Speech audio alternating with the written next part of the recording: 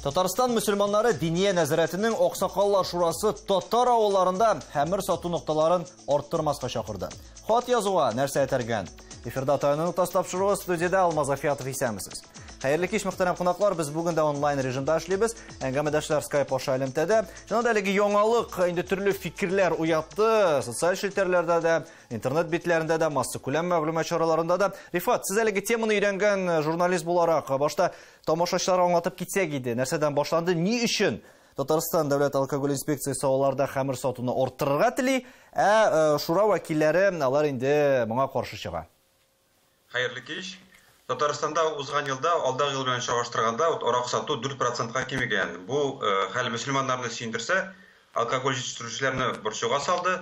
Алар ялган арак сатучылар, көмешкә куучылар хисабына базар кимегән дип фаразлый. Шуңа күрә дәүләт алкоголь инспекциясе моңарчы арак сатылмаган авылларда аны сата башларга кирәк дигән тәкъдим белән чыкты. Карасак, алар китергән цифрларга Татарстанда 1100 торак пункт бар икән. Шуларның 600-га якынында алкоголь сатыла торган кибетләр юк. Бу инде кичкенә авыллар турында сүз бара, әйме бит? Зур авылларда арак сатырга теләгән эшмәкәр һәрвакыт табыла инде. Шәхсән үземә менә соңгы елларда татар авылларында эшчелек кимегән кебек тоела миңа. Шуңа күрә мин төрле районнарда яшәүче халыклар белән элемтәгә чыгып, аларның фикерен сораштым. Менә мин үземдә аларның фикерен бергә әйтеп, беренче сәбәбен күрәм инде. Беренчедән, ислам дине көчәеп бара, мәчеткә йөрүче яшьләр елдан-ел арта. Намазга баскан кеше аракы белән авызын пычратмый инде. Хәләл туйлар модага кирип китте. Хәләл туйлар алып баручы тамадаларның Instagram битләренә карасак, алар эшсез утырмый, алар һәрвакыт ниндидер мәҗлесләр уздырып бара. Икенчедән, яшьләр хәзер дөнья куа, йорт салырга, машиналарга тырыша, исерек килеш бу максатларга ирешеп булмый. Өченчедән, эшенең модасы бетте. Кайда гына барма, өстәл артында әгәрдән син аракы эчмим дип әйтәсең икән, сине кыстап тормыйлар хәзер. Ләкин инде үзебез беләбез, эчмәгән кешене халык дошманына тиңләр иде. Аннан соң аракы биреп, бакча сукалатулар, кары төрүләр дә бетте. Хәзер һәр хезмәтнең үз хакы бар. Биттеме әле кимедеме? Монда Альберт, сиңа сорау, шуннан да статистика бер, соннар бер без беләбез. Чынлыкта хәлләр ничегрәк икән? Менә элек авылда йыгылып эшәләр дигән сүзләр алар бүген дөреслеккә туры килеп тә бетмидер. Ләкин эшкән кеше барыбер эшәдер инде ул. Ничек уйлыйсың? Монда бераз гына аерып сөйләшер идем мин. Чөнки эшүчелек белән хәмер куллану ул икесе ике нәрсә. Авыл җирлекләрендә 90-нчы елларда, 90-нчы еллар ахырында күзәтелгән эшүчелек дигән, ул инде баш ташлап эшүче авыл сайын бер 6-7-8 кеше булырга мөмкин. Мәсәлән, ләкин инде андый кешеләр дә бу дөньядан китеп беттеләр. Һәм бу яктан эшүчелек дөрестән дә кимеде дип әйтсәк була. Бүгенге көндә менә ул хәмер куллану дигән вакытта, миңа калса, аның күләме артырга да мөмкин хәмер куллануның. Шул исәптән авыл җирләрендә дә ул күренеш бар, ләкин ул күбесенчә ниндидер кысаларга кертелгән.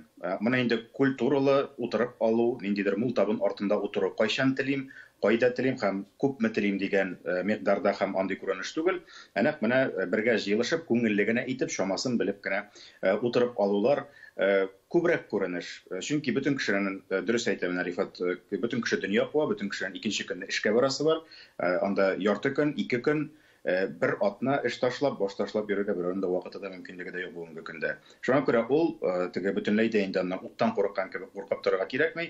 Әгәр дә ул шундый культуралы кысаларга керә икән, хәмер куллануның, эшүчелекнең түгел, бер дә зыяны бар дип әйтмәс идем. Кешенең сәламәтлеген исәпкә алмаганда әлбәттә. Һәм монда гадәттә без әйтәбез, статистиканы китерергә яраталар дип. Гомәр әфәнде, шунда да бәйле микән бу? Шул ук сату урыннары менә безнең шәһәрләрдә дә шикләделәр бит, мәсәлән, 10-га кадәр генә ярый әлеге алкоголь продукциясын алырга. Бу ситуациягә бәйлеме? Кешеләр әгәр дә менә мондый шикләүләр кертәләр икән, шуннан да ничектер алар инде үзләре уйлап шул ук хәмердән баш тартырга мөмкинме? Әллә инде бу моңа турыдан-туры бәйле түгелме? Эчәсе кеше барыбер эшүендә таба, шикләүләргә дә карап тормый һәм барыбер инде моны башкарачак дигән фикердәм. Монда дөрестлеге дә бар. Советлар чагында сәгать 11-дән кичке 7-гә хәтергә саталар иде аракыны, ләкин анда да эшүче кешеләр бик күп иде. Хәзер сәгать 10-дан сәгать кичке 8-ләргә, 10-ларга хәтле дә саталар. Ләкин эчүчеләрнең күбереге әзәйлә башлады. Монда традицияларда яңа традициялар керә башлады. Ләкин кичкенә авылларда ул кибетләрне ача башласак, кеше кызыга башлый. Аның шаговый доступность була. Монда кибете булмаса, кеше кирәк вакытта гына барып ала. Монда бит әле тагын бер проблема бар. Яшь үсмерләр ишә башлады. Шул чакта кичкенә авылларда ата-аналар эшкә киткәч, көндез эшләр булмаса, шул яшь үсмерләр аларга бәйләнә башлыйлар. Аларның психикалары әле нык булмаган, шуның өчен монда ул кичкенә авылларда кибет булмаса, аңардан беркем дә үлмәс иде дип уйлармын. Кирәге булса, барып алалар. Шунда аның кибетнең кирәге дә юк ахырысы. Ул аның эчүләрен күбәйтергә дә мөмкин. Альберт, менә шул уңайдан эчүчелеккә бара ала, менә бу хәмер кулланудан кешеләр нәкъ бер әлеге үзәкләрне ачу һәм әлеге спиртлы эчемлекләрне сату урыннарын арттыру, нәкъ менә культуралы эчүдән эчүчелеккә китермәсме синеңчә? Әлбәттә юк, мин бу ике күренеш арасында бөтенләй дә бәйлелек күрмим. Аннан соң без менә ул кибет ачу турында сөйләшәбез икән. Легал булган алкоголь продукциясын сату ноктасы буларак кына кабул итәргә кирәк түгелдер бәлкем. Гомумән, авылда бөтенләй дә кибет юк икән.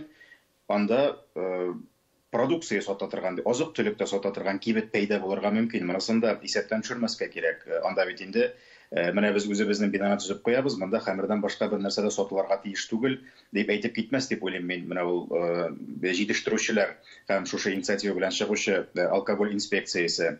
Гомумән, авылда кибет булуы турында да сүз бара бит әле. Бар ул автолавкаларның килгәнен көтеп ятучылар менә бигрәк тә мондый бураннардан инде хәлләр булып беткәндер. Кичерәк авылларда вакытында килә алгандырмы, юктырмы аның шикелле кибетләр. Шуңа күрә бу уңайдан теге авыл халкын 3нче сорт итеп калдырып, ничектер алар менә балалары аларның бик тиз бирешеп китә. 14-15 яшьтә әле аларында гымаган була. Әни өчен алайса без шәһәр балалары турында әйтмибез, монда атлаган сайын кибетләр. Ничектер без алар өчен хәл итәбез шикелле булып чыга инде. Бу очракта алар дип әйтәм инде кичкенә авыллар һәм анда яшәүче халык турында әйтүем. Кибет булганга карап, каршысына литры белән аракы китереп куйганга карап, эчәргә уйламаган кеше аны алмый да, эчми дә, кулланмый да. Монда теге кибет барлыкка килде дә ниндидер провокация яки эчәргә микән, эчмәскә микән дип йөргән кешегә бер төрле этәргеч стимул булды дип уйлау бөтенләй дә дөреслеккә туры килми. Минем уйлаганча, һәр кеше үзе өчен хәл итәргә сәләтле бүгенге көндә. Бигрәк тә кичкенә авыллар турында әйтәбез икән, һәм гомумән авыл җире турында әйтәбез икән. Ничек инде ул авыл эчендәге ачуын килмәгәй бер 10-15 кеше бардыр инде ул, 14-16 яшьтәге. Шул 10-15 баланың ни эшләп йөргәнен бөтен авыл һәрвакытта да белеп торачак. Кайдан алса да, ничек итеп алса да. Шуңа күрә бу очракта авылның коллектив җавапчылыгы күпкә югарырак һәм үзәң дәрәҗәсе тәрбия дигәндә анда инде чит кешенең балалары юк, безнең авыл баласы дип, шуның малае бу дип гел карап торалар һәм аның сүзе кайчан да булса ишетелмичә калмый әти-әнисенә. Шуңа күрә бу күренеш теге менә яшь үсмерләр шул якка кереп китә дип әйтү шулай ук бик теге хаталы дип саныйм. Рифат, менә бу яңалык чыкканнан соң индирәк адымнар башланды. Аксакаллар шурасы да инде хатлар язганнар, мөрәҗәгать иткәннәр. Ниндирәк дәлилләр китерәләр алар? Башта бит инде коллегиязда дәүләт алкоголь инспекциясында шул коллегиядагы чыгыш күпләргә ошамады. Руслан Айсин сәясәт белгече үзенең социаль шелтәләрендә моны яманлап чыкты. Һәм башка белгечләр интернетта зурына шау-шу куптардылар. Янәсе татар авылларын ишертергә телләр дибеме. Шуннан соң безнең мөфтият аларны тәнкыйтьләгәч, быел бит ислам динен кабул итүгә 1100 еллыкны билгеләп үтәбез. Менә шушы елда андый гамәлләр эшләү дөрес түгел дип чыктылар. Мин шуларны бөтенсен җыеп, анализлап, интернетта мәкаләгә ясандырсын икән. Һәм халык фикерен белдем. Хәзер эчәләрме, юкмы, күпме эчәләр, ни кадәр эчәр. Халыкның әзрәк эчкәненә мин чынлап торып ышандым. Мин үзем дә шулай уйлыйдым, халык әзрәк эчә хәзер дип. Чынлыкта шулай килеп чыкты. Менә бу бит кечкенә авыллар турында сүз бар, әйме. Анда шул 50-60 кеше яши торгандыр инде. Хәмер сату өчен кирәк лицензия. Лицензия ул бушлай бирелми. Менә ул шмәкәр айына 5-6 шешә арак сатып, ул табыш үзенә аламы? Менә андый сораулар килеп туа бит әле. Әгәр дә табыш алмый икән, аны лицензия алып сатып ятмый инде. Ләкин кешеләр уйлый бит инде барыбер, ничектер барыбер халыкта да шундый әйтем бар, тыелган җимеш татлырак булар дип. Гомәр әфәнде, нәкъ менә сатмау һәм бу инде рәсми рәвештә алып булмаган спиртлы эчемлекләрне дип әйтик, кешеләр ничектер суррогатка да сыйфатсыз алкогольгә алыштырмасмы? Чөнки эчә торган кешегә бу гына киртә булып тора аламы сезнеңчә? Монда берничә проблеманы бергә бутай башладык бүген. Монда бит аны бөтенләй сатмаска дигән сүз түгел бу. Специализированный кибет ачырга дигән сүз. Монда аның кибете булырга тиеш. Унда кичкенә авыл булса да, аларның бөтен нәрсәләре булырга тиеш. Хозяйственный кибетләре дә, ашамлык кибетләре дә, нинди булса да кибетле булырга тиеш. Бер кибет булсадыр ул. Ләкин монда специализированный кибет турында сөйлим. Анда аракы эчемлек сатсалар, ансы да булырга мөмкин. Ләкин монда Татспиртпром бит аны күбрәк сатырга дип сөйли. Менә шуны күбәйтмәскә дигән сүз ул. Шуны әйтмәкче идем мин. Нукталарны күбәйтү турында сүз бара монда. Кызыгы булса дип, алай булгач без наркотикларны да сатырга тиеш. Аларны алып булмый бит. Әйдәгез кибеттән сатыйк, шундан алырлар кирәк кеше, кирәкмәгән кеше алмас. Абла кызык булгач качып кына наркотикларны алып йөриләр ди. Моны тик торганнан кичкенә авыллардан специализированный алкоголь кибетләре ачсак, ул чакта ул наоборот кешене заманчивость появляется дигән шулар. Кызыгы килә. Матур наклейкалары, әйдә алыйм әле бер кергәч дип, менә шул булмасын дип әйтмәкче идем мин. Авыл кибетләрендә аның сатырга мөмкин. Аны бит специализированный гына булмасын. Урталыкны бу очракта ничек табырга? Бу хакта без сезнең белән рекламадан сөйләшербез.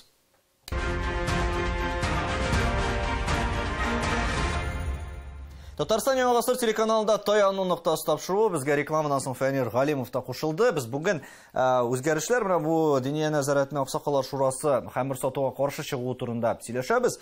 Фәнир әфәнде, татар авылларында хәлләр ничегрәк икән? Менә әлеге хәмерне сатылмаган авылларда бүген вазгыять нинди? Һәм сатыла торган авыллар белән аерма бармы, нәкъ менә эчүчелек ягыннан? Беләсезме, хәерле көннәр, хәерле кишләр. Инде беләсезме, шундый замандыр инде. Без инде 80нче елларда күргән кешеләр инде ул елларда бит инде Горбачев чорында бу әйберне тоже бетергәннәр иде бит инде. Халык һаман да дәвам итте аны. Хәзерге вакытта авылларда инде менә мин шушы тапшыруга чыгар алдыннан күп кенә регионнарга шалтыратып алдым. Пермь, безнең Киров, үзебезнең Оренбур өлкәләрендә. Менә ничек дип әйтим икән инде, халык авылда, авыл якларда теге сатмыйбыз дигән әйбер юк магазиннарда. Әмма ләкин халык ничектер яшьләр хәзер ишү мәсьәләсен бик кыскарттылар, чынында исә. Ул яклап Аллага шөкер әйбәт ярый кирәк. Менә ишәм дигән кеше инде ул барыбер үзенең теге әйтәләр бит инде сазлыкны табылап, шарапны табылап кайда да дип бит инде. Ишә торган кешеләр ни кызганыч безнең авылларда бар. Бигрәк тә безнең эшмәкәрләр ул аның белән бик еш очрашалар. Чөнки авыл тормышында бит инде малны ашатмай торып булмый, көн саен ашатырга кирәк, аны көн саен шәһәр җирендәге сымак түгел.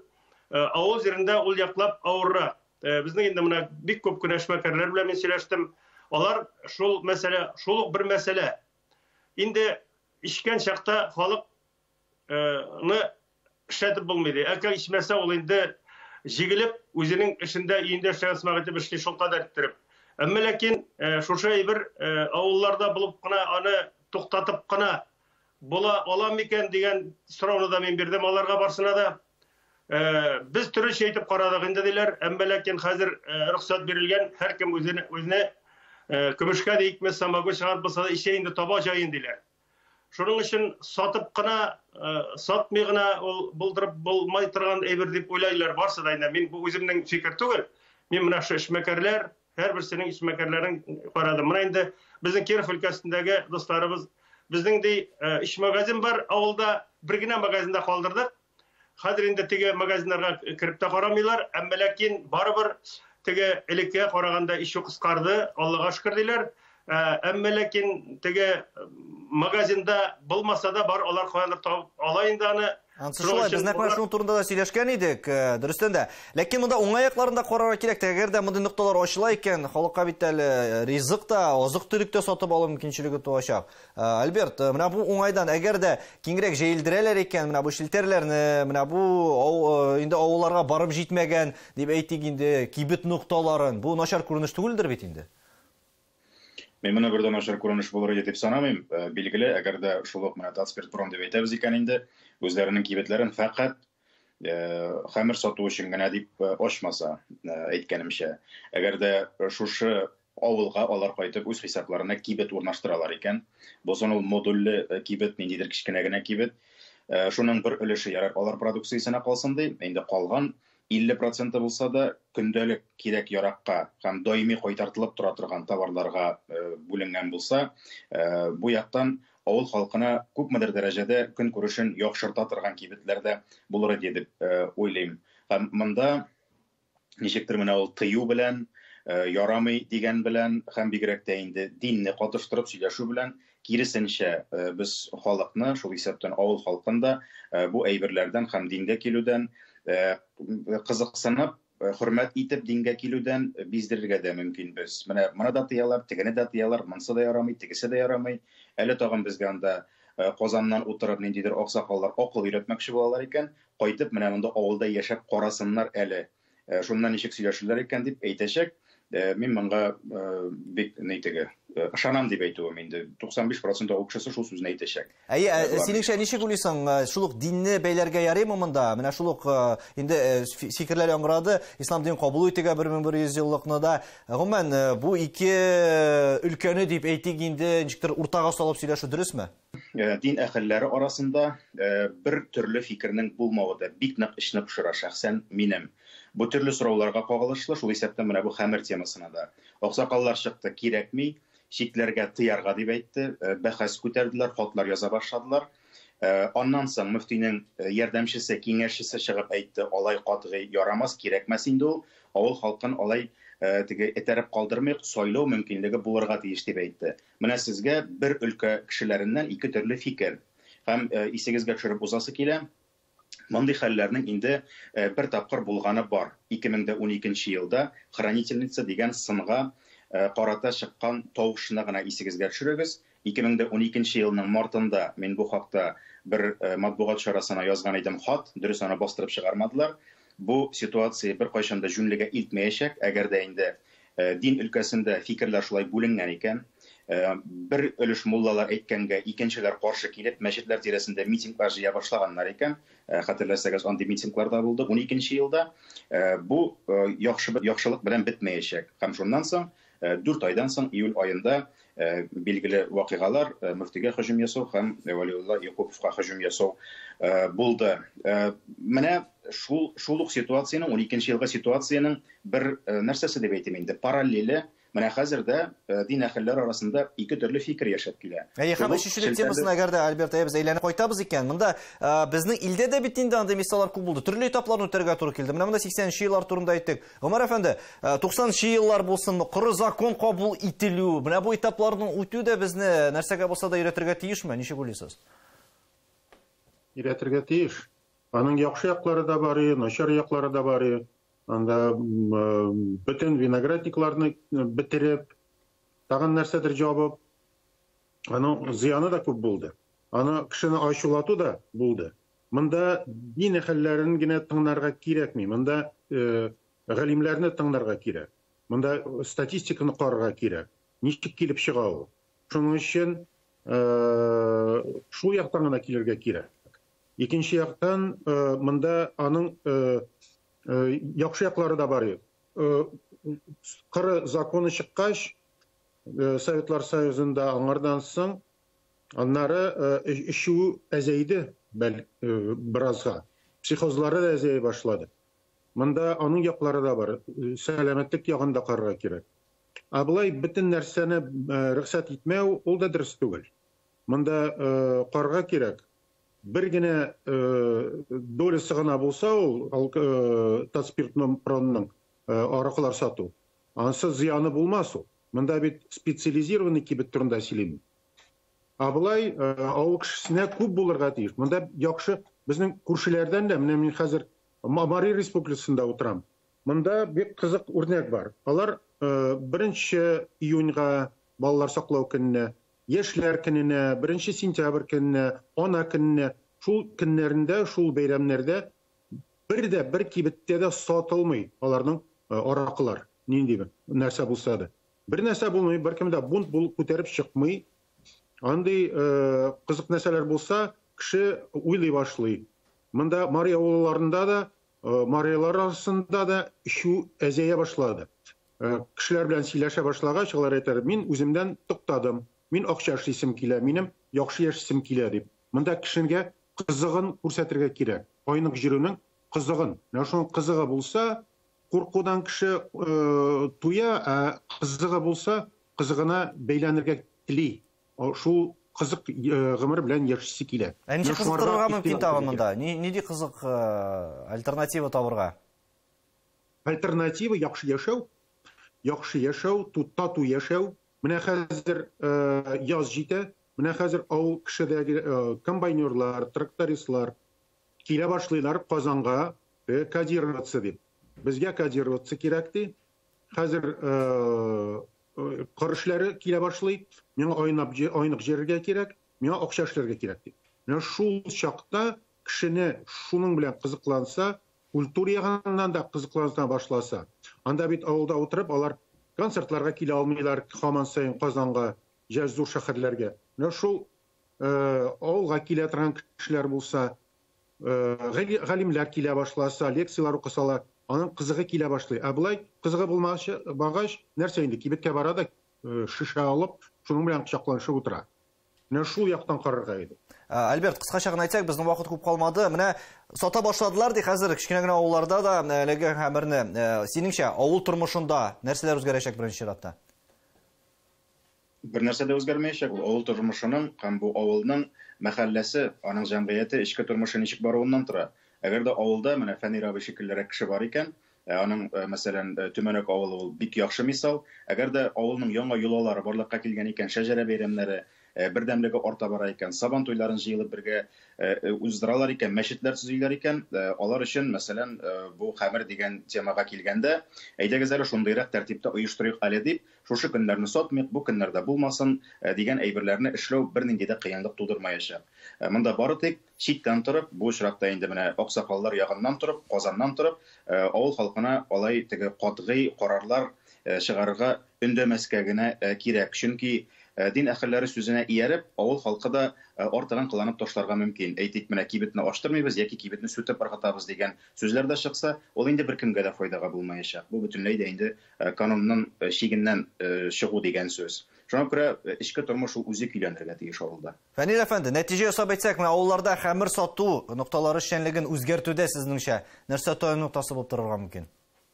Бүгенге көндә миңа калса, шундай самна Альберт әфәнде әйтмешләй, шундай үзгәртергә кирәкме? Авыл халкы үзеннән үзе үзгәреп бара. Әлеге вакытта халык икенче яши хәзер авылда. Хәзер инде үзенең суда кергән өенә, газда кергән күп авылларда, аның һәр туалетта өендә аның. Шулай булгач алар һаман да алга баралар. Теге аракыны бир сатмыйк дигән әйбер миңа калса дөрес түгел. Мин дә шул сүзгә кушылам. Һәркем үзе аңлай. Хәзерге вакытта шундайса Аллага шөкер. Авылларда да аңлый башладылар, аңлыйлар. Үзләренә ирек бирергә кирәк. Авыл халкы үзе менә безнең Башкортстанда айнык авыллар дигән шундый не күтәрделәр, дивиз күтәрделәр. Менә хәзерге вакытта һәрбер авылларда спортивный, чаңгышу, шушы әйберләрне күбрәк күтәреп киләләр. Шуның өчен күбрәк безгә спорт белән, не белән менә ничек тә шуңарга акча жәлләми күтәрергә кирәк авылларда шушы әйберләрне. Яшьләрдән башларга кирәк. Алларны үзгәртеп булмый барабыз. Яшьләр үзгәртә алларны. Бик зур рәхмәт сезгә барыгызга да безнең белән булганыгыз өчен. Сау булашабыз. Рәсми рәвештә спиртлы эчемлекләрне кулланучылар саны кимесә дә, эчүчелек проблемасы ул әлегә бар. Һәм беренче чиратта үзгәрешләр керткәндә нәкъ менә шул мәсьәлә хәл ителсен дигән теләктә сау булашабыз. Исәнлектә күрешергә язсын.